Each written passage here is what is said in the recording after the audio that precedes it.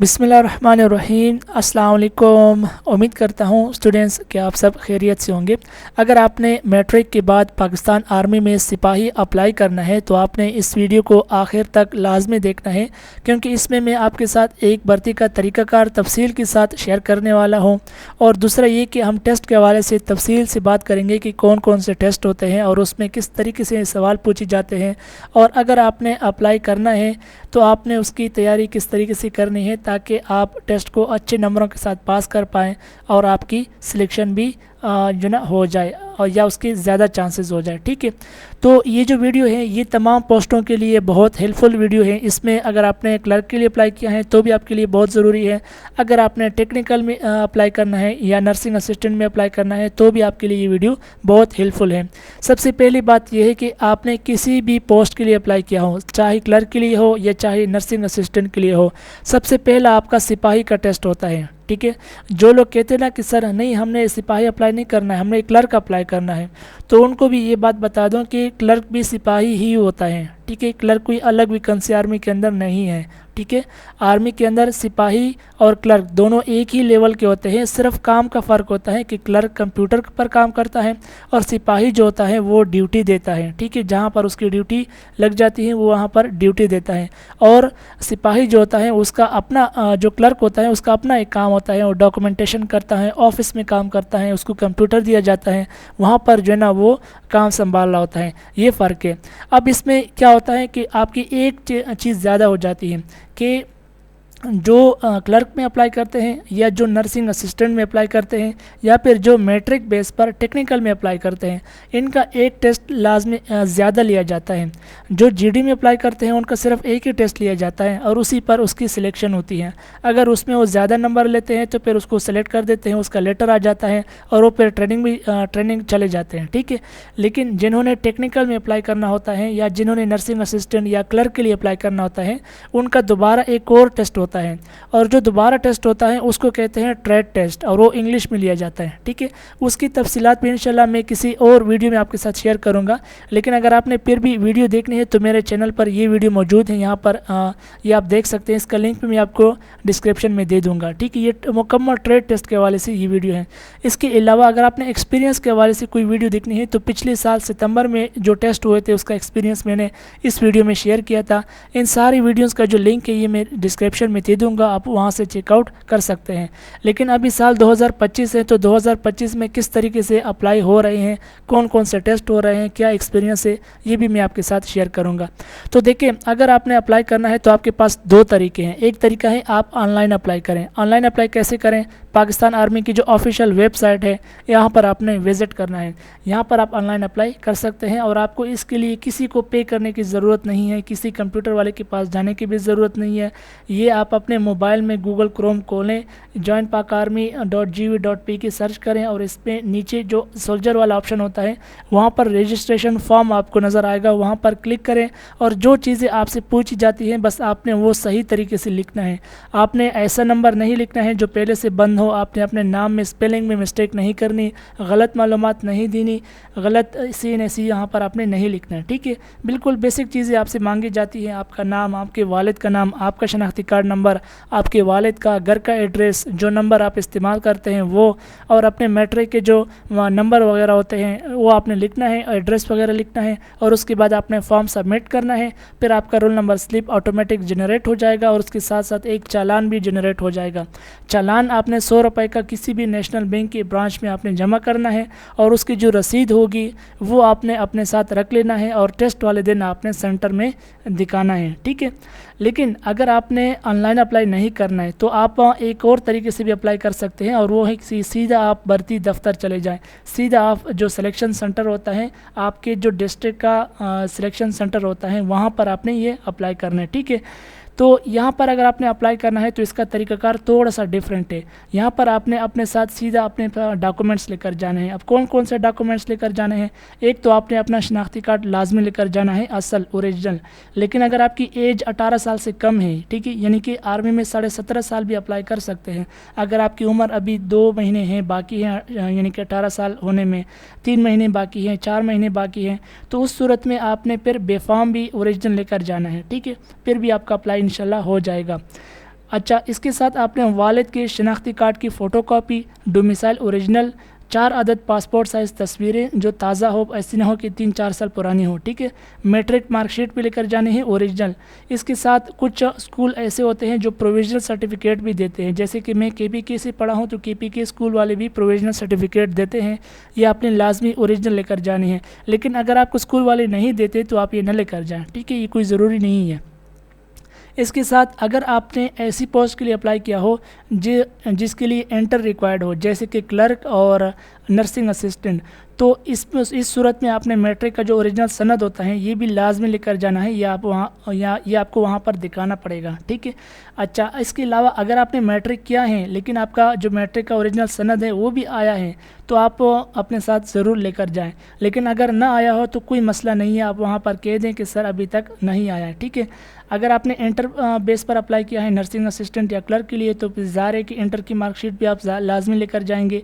उसके साथ साथ जो इंटर की अगर आपने कोई डिप्लोमा किया है, मिसाल के तौर पर नर्सिंग असिस्टेंट में कुछ लोग अप्लाई करते हैं, उन्होंने नर्सिंग का डिप्लोमा भी किया होता है, मेडिसन का और जो बेसिक मेडिकल डिप्लोमा होता है, तो उस सूरत में आपने वो डिप्लोमा ओरिजिनल लेकर जाना है। अगर क्लर्क के लिए अप्लाई किया है तो कंप्यूटर का कोई कोर्स किया हो, कोई सर्टिफिकेट हो आपके पास, वो ओरिजिनल लेकर जाना है, ठीक है। इसके साथ अगर आपने ड्राइविंग सोल्जर के लिए अप्लाई किया है, ठीक है, सिपाही ड्राइवर के लिए, तो फिर ज़ाहिर है अगर आपके पास ड्राइविंग लाइसेंस है तो असल वो भी लेकर जाएं। अगर आपने ऑनलाइन अप्लाई किया है तो जो roll number slip online apply करते वक्त सबसे आखिर में आपको जनरेट होती है वो आपने प्रिंट आउट करना है, और उसके साथ साथ एक चालान भी जनरेट होता है, वो चालान आपने जमा करके उसकी जो रसीद होती है वो भी आपने अपने साथ लेकर जानी है। और फिर सबसे आखिर में ये कि अगर आपने ऑनलाइन अप्लाई नहीं करना है तो फिर आपको अपने साथ कुछ पैसे लेकर जाना है, उसमें 100 रुपये जो है ये आपको सेंटर पर जमा करने होंगे रजिस्ट्रेशन फ़ीस की मद में, ठीक है। और फिर आखिर में ये कि सब जितने भी डॉक्यूमेंट्स मैंने आपको बताए ऊपर, एजुकेशनल डॉक्यूमेंट्स, उन सब के 3 जो है ना फ़ोटोकॉपियाँ अटेस्टेड, ये भी लाजमी आपने अपने साथ लेकर जानी है, ठीक है। अच्छा, अब मैं आपको ये बता दूं कि 2025 में जो सिपाही की भर्ती का तरीक़ाकार है वो क्या है। देखिए, बहुत सारे स्टूडेंट्स ने मुझसे रब्ता किया है कि सर मेरा 17 तारीख को, मेरा फ़लाँ तारीख को टेस्ट हो रहा है, तो आप मुझे उस हवाले से गाइड कर दे। तो मैंने जब गाइड किया तो उन्होंने आगे से कहा कि सर हमारा टेस्ट जो था, सबसे पहला जो आपका टेस्ट हो रहा है ना इस साल 2025 में, रमज़ान की वजह से शायद, तो वो हो रहा है कि सबसे पहले आपका लिया जाता है थोड़ा सा मेडिकल चेकअप।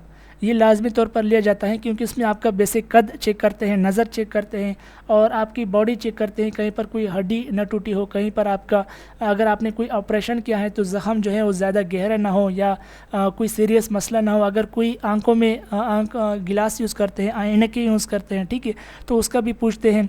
अगर किसी का कद छोटा होता है तो उसका भी मेडिकल जो है ना बेसिक लेते हैं, ठीक है। उसके बाद सबसे पहले आपका होता है जी इनिशियल टेस्ट, सोल्जर का इनिशियल टेस्ट होता है। जो इस टेस्ट में पास हो जाते हैं वो उनका लेते हैं फिर फिज़िकल टेस्ट बाद में, ठीक है, और उसका फिर बाद में लेते हैं मेडिकल टेस्ट। तो सबसे पहले आपका होगा जी इनिशियल टेस्ट। कुछ सेंटर में, ज़्यादातर सेंटर में इनिशियल टेस्ट हो रहे हैं रमज़ान की वजह से शायद, लेकिन रमज़ान के बाद हो सकता है आपका फ़िज़िकल पहले हो और इनिशियल जो रिटन टेस्ट होता है वो बाद में हो, ठीक है। तो ये तो बात हो गई कि 2025 में क्या तरीक़ाकार है। अब हम ये बात कर लेते हैं कि जो इनिशियल टेस्ट होता है वो किस तरीके से होता है। इसमें टोटल आपके 3 टेस्ट शामिल हैं। सबसे पहला इंटेलिजेंस, दूसरा आपका पर्सनैलिटी टेस्ट, तीसरा आपका एकेडमिक टेस्ट। ये तीनों टेस्ट पास करना लाजमी है। एक बात, दूसरी बात ये कि ये जो तीनों टेस्ट होते हैं ये अलग-अलग आपको देने पड़ेंगे। सबसे पहले आपको वो देते हैं, इंटेलिजेंस की छोटी सी बुक होती है, ये आपको प्रोवाइड करते हैं। इसमें 50 सवाल होते हैं, आधा घंटा टाइम आपको देते हैं। ये टोटली बुक जो होते हैं, टोटली MCQs जो होते हैं वो आपको उर्दू में लिखे गए होते हैं, ठीक है, यानी कि ये टेस्ट आपका उर्दू में लिया जाता है। जब आप ये टेस्ट दे देते हैं तो आपको 15-20 मिनट के अंदर ही जो दफ्तर वाले होते हैं वो आपको उसका रिज़ल्ट भी बता देते हैं, और जिन्होंने फ़ेल किया होता है उनको सेंटर से निकाल देते हैं, यानी कि उनको जाने देते हैं, ठीक है। और जिनका पास हो जाता है उनका फिर पर्सनैलिटी टेस्ट का टेस्ट होता है। ये भी 2-3 पेजों की छोटी सी किताब होती है, ये भी आपको प्रोवाइड करते हैं। इसमें भी 50 MCQs होते हैं, उर्दू में होता है ये, और इसमें भी आधा घंटा टाइम तकरीबन आपको देते हैं, और ये भी पास करना लाजमी होता है, ठीक है। पर्सनैलिटी टेस्ट पर अलहदा से हम इंशाल्लाह जो कोई वीडियो बनाएंगे और उस पर इंशाल्लाह मैं आपको गाइड करूँगा कि आपने किस तरीके से उस पास करना है। और बहुत ही ईजी क्वेश्चन होते हैं, बस थोड़ा सा आपने एहतियात करना होता है, ठीक है। अच्छा, सबसे आखिर में जब आप ये टेस्ट पास कर लेते हैं पर्सनैलिटी टेस्ट, फिर आखिर में आपका लिया जाता है एकेडमिक टेस्ट। ये वो टेस्ट हैं जिसके अंदर सबसे ज़्यादा बच्चे फेल होते हैं, और उसकी सबसे बड़ी वजह ये होते हैं कि उनको पता ही नहीं होता है कि हमारे टेस्ट में क्या आएगा, किस तरीके से टेस्ट होता है, सिलेबस क्या है, ठीक है। मैं हमेशा हर टेस्ट के लिए मैं यही कहता हूँ कि जिस बंदे ने सिलेबस समझ लिया और सिलेबस के हिसाब से अपनी तैयारी की, उसका टेस्ट पक्का पास होगा और अच्छे नंबरों के साथ भी पास होगा, ठीक है।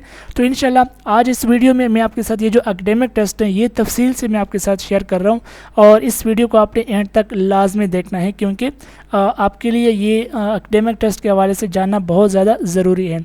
तो एक तो हम इंटेलिजेंस टेस्ट को जो तफसील से डिस्कस करेंगे इसी वीडियो में, इंटेलिजेंस टेस्ट, और उसके साथ साथ एकेडमिक टेस्ट को भी तफसील से हम डिस्कस करेंगे। पर्सनैलिटी टेस्ट ये ऐसा टेस्ट है, इसके बारे में इंशाल्लाह मैं छोटी सी कोई और वीडियो बनाऊंगा, किसी और वीडियो में मैं आपके साथ ये शेयर करूंगा कि इसमें किस तरह सवाल आते हैं, आपने किस तरह जवाब देना है, क्या क्या चीज़ें आपने अपने माइंड में रखनी है ताकि आपको ये टेस्ट फेल ना हो आपका, ठीक है। अच्छा, अब हम आते हैं जी इंटेलिजेंस टेस्ट में। इंटेलिजेंस टेस्ट में भी दो तरह के क्वेश्चन होते हैं। इसमें एक जो दूसरे टाइप के क्वेश्चन होते हैं वो थोड़े से शक्लों वाले होते हैं, वो भी बहुत इजी होते हैं। वो भी इंशाल्लाह किसी और वीडियो में मैं आपको डिटेल से बता दूंगा, लेकिन वो MCQ ज़्यादा नहीं आते, 50 में से वो बहुत कम आते हैं, ठीक है। यानी कि आप ये कह सकते हैं कि 4 से 5 या 7-8 आते हैं। बाकी ज़्यादातर क्वेश्चन इस तरीके से आते हैं जो आपको स्क्रीन में नज़र आ रहे हैं। अब हम इसको समझ लेते हैं कि ये किस तरीके से काम करता है। इसमें टोटल आपको 50 सवाल दिए जाएंगे, उर्दू में होता है ये टेस्ट। और इसमें सबसे पहला ये क्वेश्चन आप देख लें कि मंदर दिल में अगला हिस्सा कौन सा आएगा। इस तरीके से एक सीरीज़ होगी, ठीक है। यहाँ पर मैं आपको हाईलाइट कर देता हूँ, ये देखें, ये एक सीरीज़ है। अब ये एक सीरीज़ चलती जा रही है, इसमें यहाँ से ये जो क्वेश्चन मार्क है ना, यहाँ पर क्या नंबर आएगा ये आपने बताना होता है, ठीक है। अब हमने इसको आपने देख लेना है कि देखें, एक आप देख लें कि नंबर कम होते जा रहे हैं और एक नंबर बढ़ते जा रहे हैं। कैसे? ये 5 है, 5 के बाद क्या आता है? 4 आता है, लेकिन 4 हम यहाँ पर लिखेंगे, ठीक है। 4 के बाद क्या आता है? 3, 3 को हम यहाँ पर लिखेंगे। तो इसका मतलब क्या है कि एक एक नंबर कम होते जा रहे हैं, ठीक है। यानी कि 5, 4, 3, ठीक है, यानी कि ये कम होता जा रहा है। अब एक और सीरीज़ भी है, ये है 2, 2 में 1 जमा किया 3, 3 में 1 जमा किया 4। तो इसका मतलब क्या है कि ये बढ़ता जा रहा है, ठीक है। तो अब यहाँ पर ये जो नंबर है ना, ये वाला क्वेश्चन मार्क, इधर कौन सा आएगा? इधर आएगा जी 3 वाला। 3 से एक नंबर कम हो जाएगा तो यहाँ पर क्या आएगा? 2 आएगा। 2 कहाँ पर लिखा है? ऑप्शन बी में लिखा है। तो ऑप्शन बी जो है ये आपका करेक्ट आंसर है, ठीक है। ये बात आपने जो ना इस तरीके से क्वेश्चन लास्ट टाइम आया था, एक सीरीज़ बढ़ता जा रहा था और एक कम होता जा रहा था। तो ये मैंने सोचा आपके साथ शेयर कर दूं। एक और सीरीज़ देख ले, 3, 5, 7, 9, अगला नंबर क्या आएगा? सिंपल है, 2 ऐड होते जा रहे हैं। 3 में 2 जमा किया 5, 2 जमा किया 7, फिर 2 जमा किया 9, हम भी 2 जमा कर देंगे, क्या बनेगा? 11। 11 हमारा करेक्ट आंसर है। अच्छा, नेक्स्ट क्वेश्चन है, अगला नंबर क्या आएगा? अच्छा, ये जो क्वेश्चन है ना, इस क्वेश्चन को थोड़ा सा समझना है, बड़ा ट्रिकी क्वेश्चन है और बहुत ही सिंपल है, ठीक है। पहले आप ये देख ले, 22, 2, 11, 30, 10, 3, 36, 4, ठीक है। अब ये आप इसको सिंपल एक नज़र से देखेंगे तो ये आपको थोड़ा सा मुश्किल लगेगा, लेकिन मैं आपको आसान बनाता हूँ। आप इसको देख लें, 22, 2, 11, ठीक है। इसको 3 को आप एक तरफ कर दें, ठीक है, और फिर 30, 10, 3, इनको आप एक तरफ कर दें, ठीक है। अब आप इसको देखें, अब ये आपके लिए बहुत इजी है। क्यों? कैसे?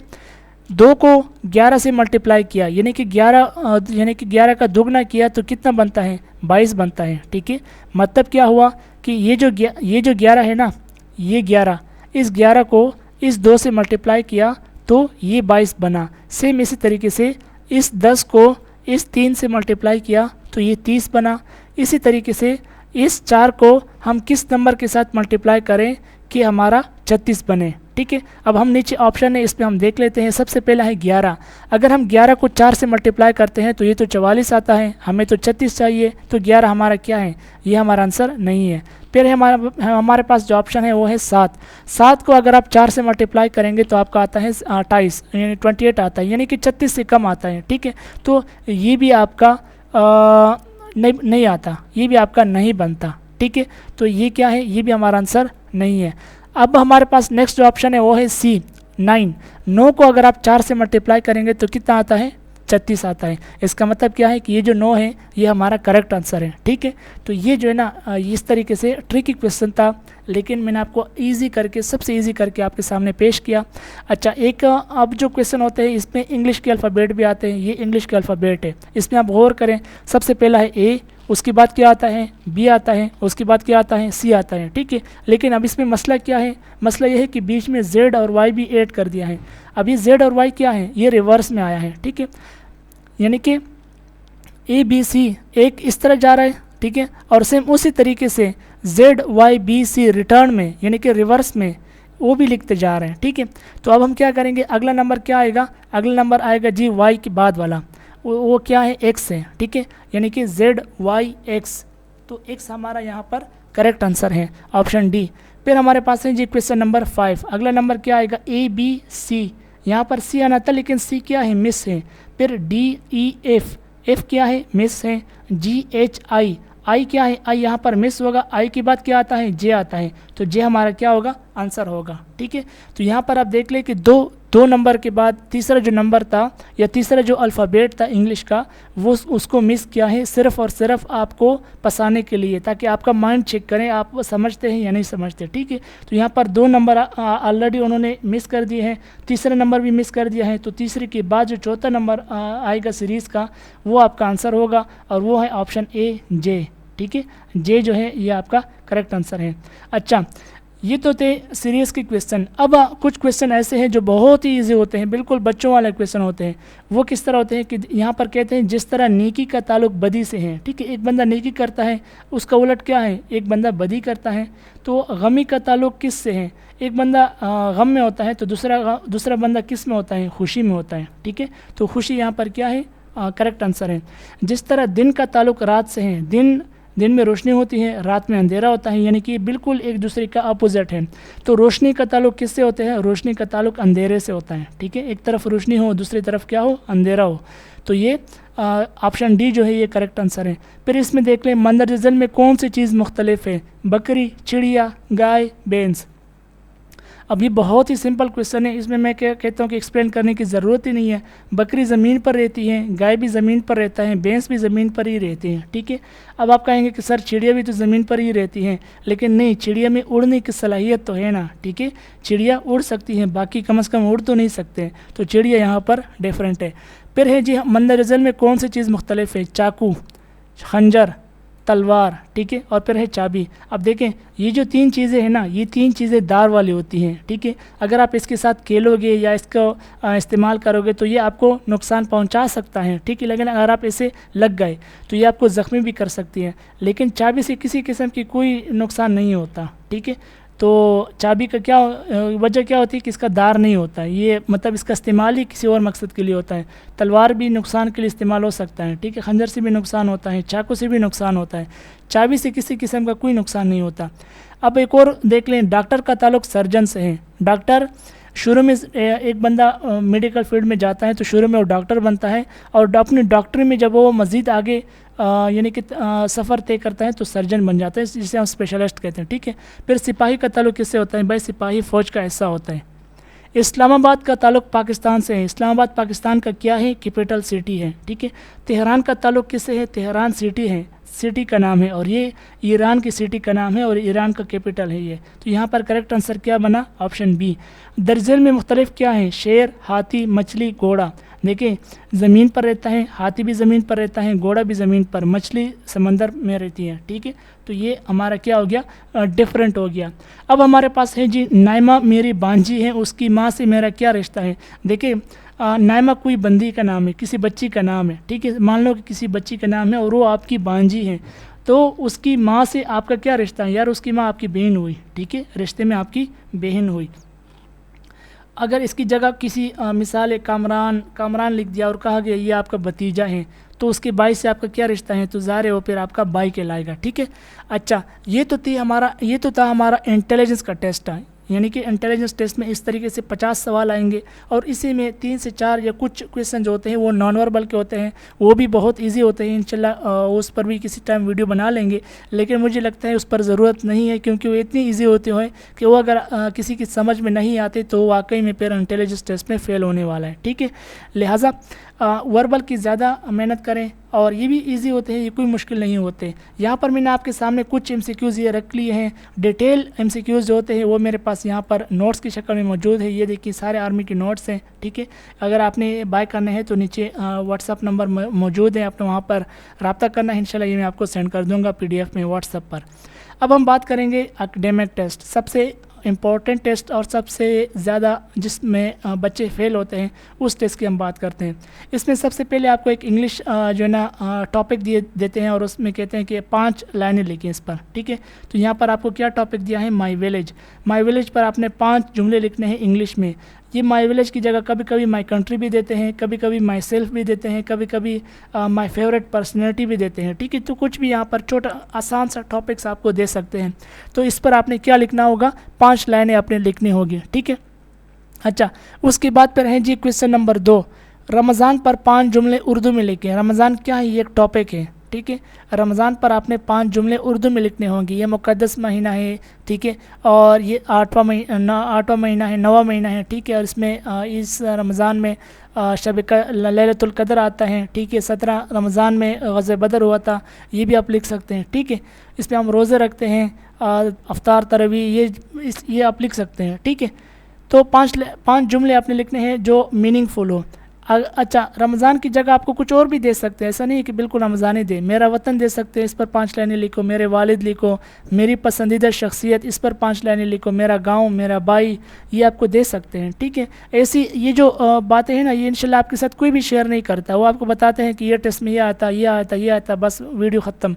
इस तरह नहीं होता है। ठीक है, मैं अपनी तरफ से कोशिश करता हूँ कि अल्लाह ने मुझे इल्म दिया है, तो इल्म को कहते हैं ना कि यार इल्म का शेयर करना इल्म का सदका है। ठीक है, तो ये वो वाली बात है। तो ये टॉपिक्स हैं, इन टॉपिक्स को आपने लाजमी तौर पर कवर करना है। अच्छा, इसके बाद जो आपका तीसरा क्वेश्चन है, 5 जुमले होते हैं, इसको आपने इंग्लिश में ट्रांसलेट करना होगा। 5 जुमले जो होते हैं ना, ये इंग्लिश में आपको पेपर में लिखे होंगे। ठीक है, ये लिखे होंगे और उसी की आपने ट्रांसलेशन करनी होगी। और ये बहुत ही सिंपल होते हैं। प्रेजेंट टेंस का एक जुमला होता है, एक फ्यूचर का होता है, एक पास्ट का होता है, एक ज़र्बुल मिसल होता है। जैसे यहाँ पर है ना, हर चमकती चीज़ सोना नहीं होती, all that glitters is not gold. ठीक है, तो बाकी जो है ना, बाकी का मैं आंसर नहीं बताने वाला, सिर्फ मैं आपको समझाने वाला हूँ कि इस तरह से ट्रांसलेशन आती है। अच्छा, इसके बाद फिर आता है जी 5 लाइनें इंग्लिश में लिखने का। उर्दू में आपको लिखे होते हैं 5 लाइनें और ये भी बहुत आसान होते हैं। ठीक है, ये आपने इंग्लिश में लिखने होंगे। ओ सच बोलता है, ही स्पीक्स ट्रूथ। ठीक है, जिसकी लाठी उसकी बेंस, आज बहुत सर्दी है, क्या बारिश शाम से हो रही है, तलबा घर वापस जा रहे होंगे। तो ये आपने इंग्लिश में लिखना होगा और ये भी बहुत ईजी है। इन दोनों की प्रैक्टिस आपने लाजमी तौर पर करनी है, क्योंकि लोग कहते हैं ना कि सर हाँ मैं अप्लाई करता हूँ लेकिन बार बार टेस्ट में फ़ेल हो जाता हूँ। तो उसकी वजह ये होती है कि उनको बेसिक टेंसेज ही नहीं आते, बेसिक उनकी वोकेबलरी नहीं होती, बेसिक इंग्लिश उनको नहीं आती। ठीक है, फिर उसके बाद आपके पास आता है सिंगुलर प्लूरल। कुछ आपको यहाँ पर दिए होते हैं, उसमें कुछ सिंगुलर होते हैं, कुछ प्लूरल होते हैं। जो सिंगुलर होते हैं उनके आपने प्लूरल बनाने होते हैं और जो प्लूरल होते हैं उनके आपने सिंगुलर बनाने होते हैं। जैसे कि यहाँ पर स्टोरी है, स्टोरी का क्या हो जाएगा, स्टोरीज़ हो जाएगा। वॉच का वॉचेज़, शीप का शीप ही रहेगा। ठीक है, ये चेंज नहीं होता। हीरोज़ है, ये प्लूरल है, इसको हम ES हटा देंगे, ये ES हम हटा देंगे, हीरो हो जाएगा सिंगुलर। पेन है, पेन का पेन्स हो जाएगा। डॉग्स, ये प्लूरल है, इस हटा देंगे, डॉग सिंगुलर हो जाएगा। डिश का डिशेस, लीफ का लीव्स, चेयर्स का चेयर। ठीक है, तो ये जो है ना इस आपने लिखना होगा। अच्छा, फिर यहाँ पर है right masculine and feminine of the following. यहाँ पर जो है ना मुज़क्कर मुअन्नस आपने लिखना होगा। जो मुज़क्कर है उसके मुअन्नस और जो मुअन्नस है उसके मुज़क्कर। अब यहाँ पर है हस्बैंड, इसका क्या होगा वाइफ। ठीक है, क्वीन का किंग। ठीक है, डॉटर का सन, ब्रदर का सिस्टर, बॉय का गर्ल। ठीक है, प्रिंसेस का किंग होता है और एक्टर का एक्ट्रेस। तो ये प्रिंस होता है, प्रिंस इसका प्रिंस होता है, ठीक है, एक्टर का एक्ट्रेस। ये आपका जो है ना क्वेश्चन हो गया। उसके बाद फिर जो 2025 में एक्सपीरियंस मुझे मिला है उसमें जो मैथ के क्वेश्चन होते हैं वो 2 क्वेश्चन होते हैं, ठीक है। यहाँ पर मैंने आपको समझाने के लिए 3 क्वेश्चन लिखे हैं, लेकिन पेपर में जो अभी 2025 में चल रहे हैं उसके मुताबिक सिर्फ 2 क्वेश्चन आपसे पूछते हैं और दोनों के मेरे ख्याल में 2-2 3-3 नंबर होते हैं, ठीक है। और उसमें सबसे ज़्यादा इस तरीके से क्वेश्चन आते हैं कि देखें, एक गाड़ी 60 किलोमीटर फी घंटा की रफ्तार से चलती है, 3 घंटों में ये कितने किलोमीटर का फासला तय करेगी। बहुत सिंपल है, देखें अगर एक गाड़ी 60 किलोमीटर 1 घंटे में चलती है तो 2 घंटे में कितना हो जाएगी 120, 3 घंटे में 180, तो 180 जो ना किलोमीटर सही आंसर है, लेकिन आपने इसको तरतीब के साथ लिखना है, ठीक है। फिर है जी यहाँ पर अगर 1 दर्जन केले 180 रुपये में मिलते हैं तो 6 केले की कीमत क्या होगी, ठीक है। बहुत सिंपल है, 15 रुपये का 1 केले की कीमत निकलती है तो उसको आपने 6 से मल्टीप्लाई करना है। आई थिंक 90 रुपये इसकी जो है ना आंसर बनेगा, ठीक है। अच्छा, सबसे आखिर में आपका फिर आता है जी MCQs। MCQs इतने इजी आते हैं कि आप यकीन माने कि हर बंदा इसका आंसर दे सकता है। सबसे पहला क्वेश्चन क्या है, डिफरेंट लाइन देश के दरमियान वाक़ है, पाकिस्तान और अफगानिस्तान। यहाँ पर क्या है आंसर, पाकिस्तान और अफगानिस्तान के दरमियान जो बॉर्डर है उसे डिफरेंट लाइन कहते हैं। अमेरिका की करेंसी का नाम क्या है, डॉलर है, ऑप्शन सी। पाकिस्तान के पहले सदर का नाम डैश है, सिकंदर मिर्ज़ा, ऑप्शन डी, ठीक है। यहाँ पर मैंने कुछ और आंसर भी लिखे हैं, वो भी मैं आपके साथ शेयर कर देता हूँ। पंजाब में कुल डैश दरिया हैं, पंजाब में कुल कितने दरिया हैं, 5 दरिया हैं। आसमानी किताबों की तादाद 4 हैं, तौरात, ज़बूर, इंजील एंड कुरान मजीद, ठीक है। फिर है जी ग़ज़वे बदर डैश हिजरी को हुआ, ग़ज़वे बदर हुआ तो जी 2 हिजरी 17 रमज़ानुल मुबारक, ठीक है। फिर है जी फिर एक और क्वेश्चन है, सूरह डैश को कुरान का दिल कहा जाता है, कुरान का दिल सूरह यासीन को कहा जाता है, तो यहाँ पर कौन सा आंसर है, ऑप्शन बी, ठीक है। तो ये थी आज की वीडियो, थोड़ी सी लंबी ज़्यादा हो गई, लेकिन मैं ये समझता हूँ कि इससे आपको बहुत ज़्यादा फ़ायदा होने वाला है। इसके अलावा दोस्तों, अगर आपने इनिशियल टेस्ट के लिए नोट्स बाय करने हैं या अगर आपने क्लर्क के ट्रेड टेस्ट, नर्सिंग के ट्रेड टेस्ट या फिर टेक्निकल के ट्रेड टेस्ट के नोट्स बाय करने हैं तो उसके लिए ये व्हाट्सअप नंबर आपको स्क्रीन पर भी नज़र आ रहा है और ये मैं नीचे आपको डिस्क्रिप्शन में भी दे दूंगा। आप वहाँ पर सिंपल क्लिक करके व्हाट्सएप पर मुझे मैसेज करें। छोटी सी, बहुत ही छोटी सी फ़ीस होगी, वो आपने पे करनी होगी। मैं आपको ये सारी चीज़ें PDF में सेंड कर दूंगा और इंशाल्लाह इसे जब आप प्रिपेयर करेंगे तो इंशाल्लाह आपका टेस्ट लाजमी पास होगा। बस आपने इतना लाजमी करना है कि आपने प्रिपेयर लाजमी करना है। ऐसा बिल्कुल भी नहीं है कि जो टेस्ट में आता है आप मुझसे वो मांगे कि सर कल जो टेस्ट में आएगा सिर्फ वही चीज़ें सेंड कर दे, बाकी मुझसे कुछ नहीं पढ़ने वाला, तो फिर ऐसे मेरे पास कुछ नहीं है, ठीक है। ऐसे टेस्ट में रखता भी नहीं हूँ, ना ऐसे नोट्स रखता हूँ कि बस एक ही पेपर हो, एक ही पेपर सेंड कर दिया और उसका टेस्ट पास हो जाए। तो ऐसे मेहनत करनी चाहिए। अगर आपने क्लर्क के लिए अप्लाई किया है, मेहनत करें। क्लर्क की बहुत कम सीटें होती हैं ताकि आपका मेरिट जो है हाई बने। सेम नर्सिंग असिस्टेंट का बहुत टाइम बाद वैकेंसी आई है, ये जो है ना फिर कब आएगी अल्लाह जानता है। तो अगर आपने नर्सिंग के लिए अप्लाई किया है या करना चाह रहे हैं आप, तो नर्सिंग के लिए मेहनत करें। फिज़िक्स, मैथ, केमिस्ट्री, मैट्रिक की और इंटर की लाजमी तौर पर इसकी प्रैक्टिस करें, क्योंकि ट्रेड टेस्ट में इसी का जो ना आपसे टेस्ट लेते हैं। अगर आपने टेक्निकल में जाना है तो टेक्निकल में आपका physics, math, biology, chemistry, English, पाक स्टडी, ये आपका सिलेबस है। क्लर्क के लिए भी यही है तकरीबन, पाक स्टडी, इस्लामियात, कंप्यूटर वगैरह। तो इंशाल्लाह आपकी सिलेक्शन लाजमी होगी अगर आप जो ये ट्रेड टेस्ट है अच्छा सा दे के आते हैं। अगर आपने क्लर्क का ट्रेड टेस्ट के हवाले से मज़ीद जानना है तफसील के साथ, तो ये मेरी एक वीडियो है। इस वीडियो का जो लिंक है वो मैं डिस्क्रिप्शन में भी दे दूंगा, इसको आपने लाजमी तौर पर वॉच आउट करना है नीचे डिस्क्रिप्शन में। इसके साथ साथ अगर आपने सिपाही या किसी भी और पोस्ट के लिए मज़ीद जानना है तो ये मेरी कुछ वीडियोज़ हैं, इसका थंबनेल मैं आपको दिखा देता हूँ। इन सारे को जो लिंक है ये मैं नीचे डिस्क्रिप्शन में दे दूँगा, वहाँ से आप एक एक करके सारी वीडियोज़ देख सकते हैं। इंशाल्लाह सब वीडियो से किसी न किसी हद तक आपको ज़रूर फ़ायदा पहुँचने वाला है। थैंक यू सो मच, जज़ाकल्लाह।